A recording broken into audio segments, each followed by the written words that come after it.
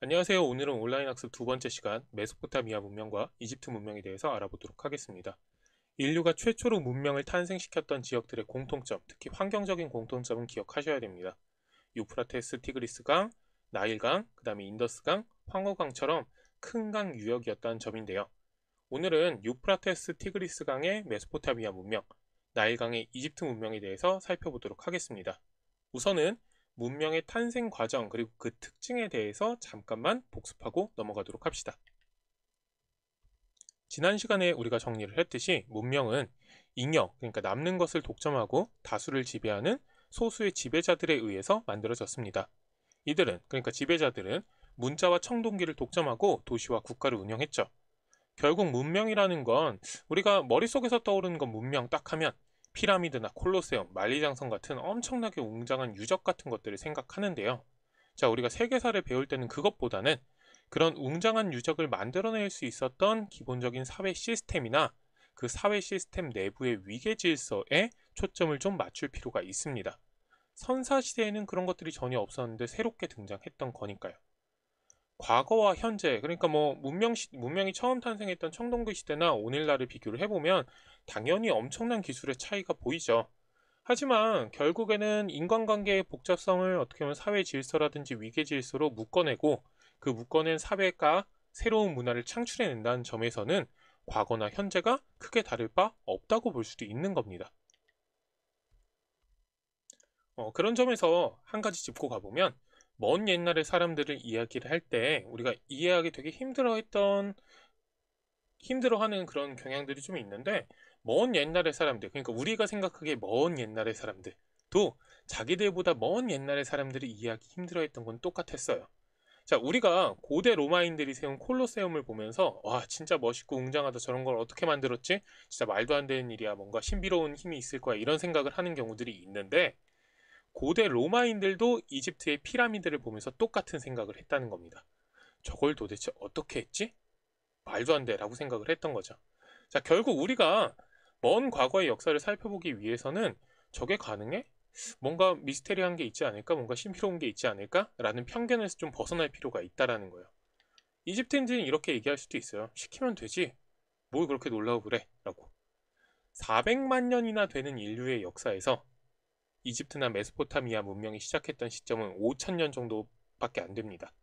그러니까 5천년이라는 시간은 그리 길지 않을 수 있다라는 거예요. 인류 전체 역사에서 보면. 그렇게 놓고 보면 문명 탄생 이후에 인류 전체의 공통점도 우리가 생각해 볼 필요는 있겠죠. 그럼 이제 너무 먼 과거의 일이라도 이해할 수 있다는 마음가짐으로 구체적인 내용을 살펴봅시다. 인류 최초의 문명은 유프라테스 강과 티그리스 강 사이의 비옥한 초승달 지대에서 탄생했습니다. 메소포타미아란 두 강 사이의 땅이라는 의미죠. 그리고 곧이어서 나일강에서 이집트 문명이 탄생하죠. 이 두 지역은 그렇게 멀리 떨어져 있지 않았다 보니까 서로 교류를 하기도 하고 분쟁에 얽히기도 했습니다. 근데 독특한 건 서로 다른 자연 환경으로 인해서 상당히 다른 모습들, 상당히 다른 사고, 상당히 다른 생활상을 보여준다는 점입니다. 우선 이집트 문명은 나일강이 흐르는 지역 주변을 제외하면 넓은 사막과 바다로 둘러싸여 있습니다. 이렇게 폐쇄적인 지형이다 보니까 외부 침략으로부터 상당히 안전했죠. 자, 그리고 게다가 나일강은 수량이 늘어나는 시기, 그러니까 범람하는 시기를 예측하기가 되게 쉬웠어요. 정기적으로 범람하는 시기와 물이 적어지는 시기가 정해져 있었던 거예요. 예측 가능했던 거죠. 그러니까 이런 범람하는 시기를 잘 피해서 농사를 짓게 되면 큰 피해를 입지 않고 많은 수확을 거둘 수 있었던 겁니다. 이와 달리 메소포타미아 지역은 사방이 뻥 뚫려 있었습니다. 완전 개방적인 지형이었던 거죠. 그러니 이 지역을 노리고 농사도 잘 되고 살기 좋은 땅이니까 다수의 민족들이 이 지역으로 몰려들었고 그들 간의 전쟁도 끊임없이 벌어졌습니다. 그러다 보니까 수많은 도시국가들이 만들어지고 그 도시국가들의 수많은 민족들이 침략하고 빼앗기고 그 다음에 뺏고 이런 일들이 반복됐던 거죠. 게다가 나일강과 달리 이 지역의 강은 범람하는 시기를 예측하기가 어려웠어요. 그러니까 농사 짓기는 참 좋은 지역이긴 한데 평원으로 한순간에 농사를 망쳐버릴 수도 있었던 거죠. 근데 여기서 주의할 건 메소포타미아 지역이 훨씬 살기가 힘들었다 이런 이야기를 하자는 게 아니에요. 주어진 환경이 서로 다르니까 이집트는 생각을 해보면 한 번 어떤 세력이 권력을 잡으면 훨씬 안정적으로 그 세력이 유지될 수 있었고 그런 것들이 이집트인들의 사고에도 상당히 큰 영향을 주었다는 거죠. 그리고 반대로 메소포타미아는 엎치락뒤치락하는 많은 변화를 겪을 수밖에 없었던 지역이에요. 그러다 보니 그런 생활상 그런 사회상이 메소포타미아 지역인들에게 상당히 큰 영향을 끼쳤던 거죠. 이런 특징들이 사람들의 생활과 그러니까 자연환경적인 특징들이 사람들의 생활과 사고에도 크게 영향을 주게 됩니다. 살펴봅시다.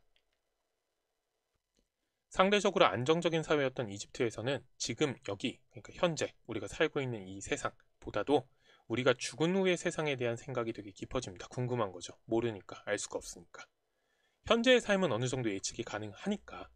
그러니까 모르는 게 너무 궁금하고 두려운 거예요.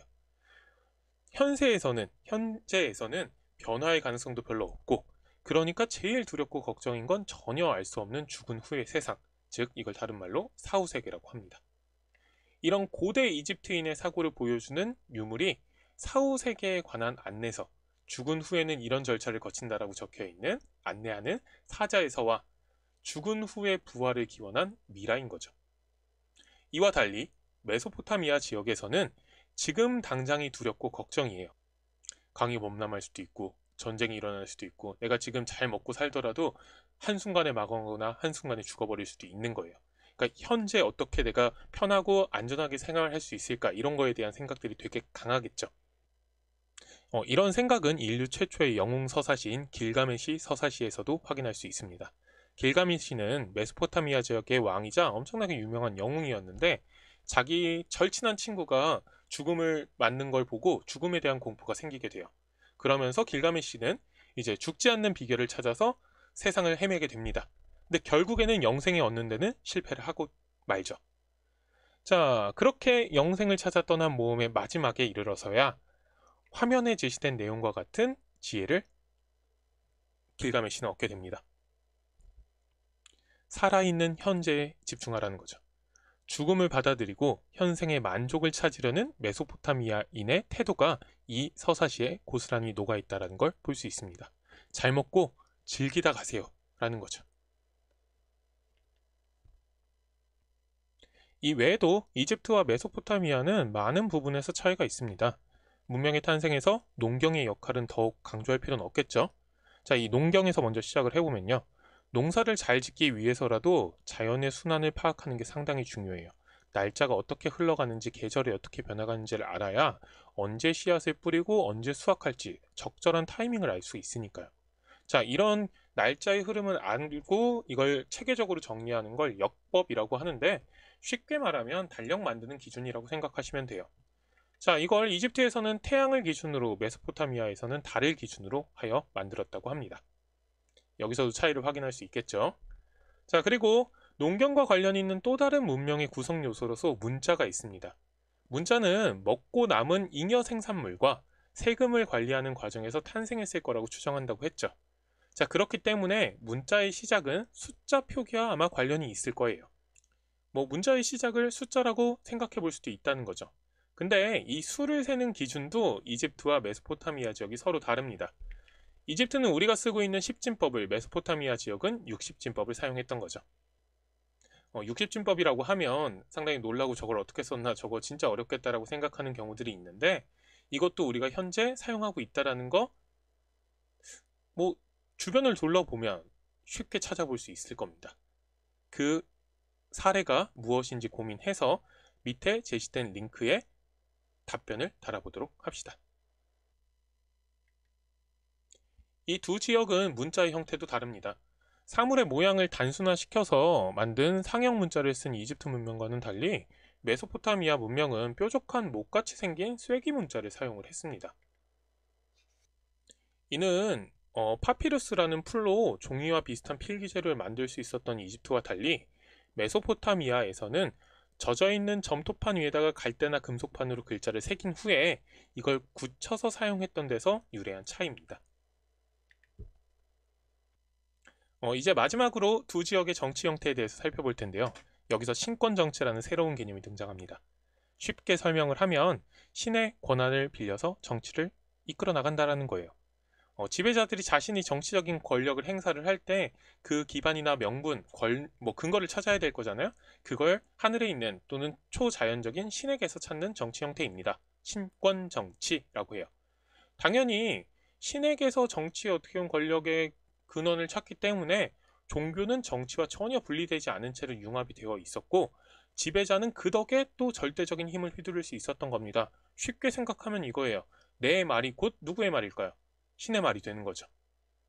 문명의 탄생을 다루면서 소수의 지배자가, 정말 소수의 지배자가 절대 다수의 피지배자들을 다스린다고 했는데, 그게 가능했던 배경이 이 신권 정치이기도 합니다. 그러니까 워낙에 대다수의 피지배자들이 있기 때문에 이들의 불만을 잠재울 필요가 있는데, 그걸 신의 이름을 빌려서 잠재울 수 있었던 거죠. 이집트에서는 파라오라고 불렸던 왕이 자신을 태양신 라의 아들이자 살아있는 최고신임을 주장했고요. 메소포타미아의 지배자들은 각 지역의 도시의 수호자들이 있었는데, 도시의 수호신들이 있었는데, 그 수호신의 대리자가 자신이라고 주장을 했다는 차이는 있습니다. 파라오의 무덤인 피라미드나 신에게 제사를 지내는 신전인 지구라트 같이 우리가 보기에는 말도 안 되는 거대한 규모의 이제 건축물들, 이런 것들이 건설될 수 있었던, 어떻게 보면 배경도 이 신권 정치를 바탕으로 해서 당시 지배층들이 엄청나게 강력한 권력을 가졌다는 데서 찾아볼 수 있을 겁니다. 당시 국왕이나 권력자의 명령은 곧 신의 명령이었던 것이니까요. 지금까지 배운 내용을 정리를 해볼 텐데요. 반복은 하지 않고 가장 핵심이 되는 내용만 짚고 넘어가겠습니다. 메소포타미아 문명의 경우 이 지역의 환경과 현세적 종교관의 관계를 잘 기억해둘 필요가 있습니다. 어떤 관계에 의해서 이런 현세적 종교관이 생겨났는지를 생각해보자라는 거죠. 이 외에도 지구라트라는 신전이 메소포타미아의 대표적인 유적이라는 점도 잊지 않아야겠죠. 이집트의 경우 마찬가지로 이 지역의 환경과 사후 세계에 대한 믿음의 관계를 기억해 둘 필요가 있습니다. 추가하자면 메소포타미아든 이집트든 하나의 신이 아니라, 단일한 신이 아니라 수많은 신, 다양한 종류의 신이 존재한다고 믿는 다신교 신앙을 갖고 있었다는 점입니다. 인간이 설명할 수 없는 다양한 자연의 힘을 신이라는 이름으로 설명하면서 종교가 생겨난 거기 때문에 다양한 신들이 존재할 수밖에 없었던 거죠. 메소포타미아 문명 역사에 대해서 조금만 더 구체적으로 살펴보면, 다양한 민족들이 이 지역에 들어온다고 했었잖아요. 그 중에 하나였던 아무르인들에 의해서 성립된 바빌로니아 왕국을 기억할 필요가 있습니다. 이 왕국은 기원전 18세기 함무라비 왕 시기에 메소포타미아 메소포타미아 전역을 이제 통일을 하는데요. 이때 함무라비 왕이 자신이 통일한 지역에 일관된 법률을 적용하고자 새로운 법률, 함무라비 법전을 편찬을 합니다. 이 법전은 당시 메소포타미아 지역의 사회상을 보여준다는 점에서 상당히 중요한 의미가 있으니까 꼭 기억을 해두셔야 합니다. 그 내용이 그래서 교과서 21쪽에 나와 있는데요. 이와 관련된 탐구활동 문제가 두 가지가 있는데, 이 문제는 강의를 들은 후에 제시된 링크를 클릭해서 꼭 풀어보도록 합시다.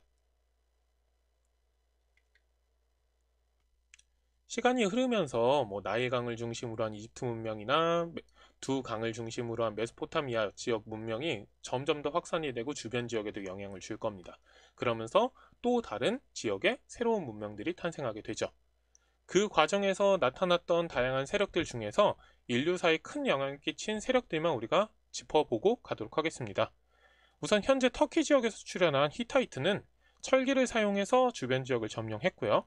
조금 전 살펴본 바빌로니아 왕국을 멸망시키기도 했습니다. 청동기와는 질적으로 다른 철기를 적극적으로 활용한 첫 국가라는 점에서 상당히 큰 의미가 있죠. 이 외에도 지중해 동부 연안에는 페니키아가 나타났는데요. 해안가라는 이점을 살려서 바다를 통한 해상무역을 주도합니다. 그러다 보니까 이 해상무역 과정에서 정착한 지역에 자기들만의 또 도시를 만들기도 하고요. 그 도시 중에 하나였던 카르타고는 엄청 훗날에 로마와 지중해 전체의 패권을 두고 다투기도 하죠. 자, 중요한 건 여러 지역과 교역에 나섰다라는 거예요. 이 페니키아 사람들이. 근데 그 교역의 과정에서 다른 지역 사람들하고 소통하는 게 상당히 쉽지 않았을 거란 말이에요. 자기들의 문자나 아니면 언어를 알려주는 것도 쉽지가 않다 보니까. 그러다 보니까 소통의 편리를 위해서 새로운 형태의 문자가 탄생을 하는데 음을 표현하는 문자입니다. 그걸 표음 문자라고 하죠.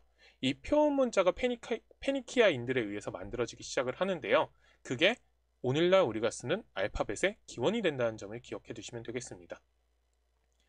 마지막으로 헤브라이는 다신교 신앙을 갖고 있던 다른 지역과는 달리 여호와라고 불리는 유일신, 단 하나의 신을 섬기는 유대교를 성립시켰다는 특징이 있습니다.